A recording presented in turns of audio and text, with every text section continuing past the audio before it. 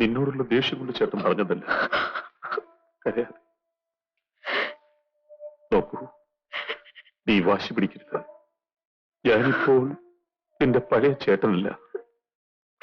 അച്ഛനുൾപ്പെടെ എല്ലാവരും ഞാനൊരു കള്ളനാണെന്ന് വിശ്വസിക്കുന്നു. ഞാൻ വീട്ടിൽ താമസിച്ചാൽ നിന്റെ ഭാവി കൂടെ നാശമാണ്. ചേട്ടൻ കള്ളനാണെന്ന് ഞാൻ വിശ്വസിക്കുന്നില്ല.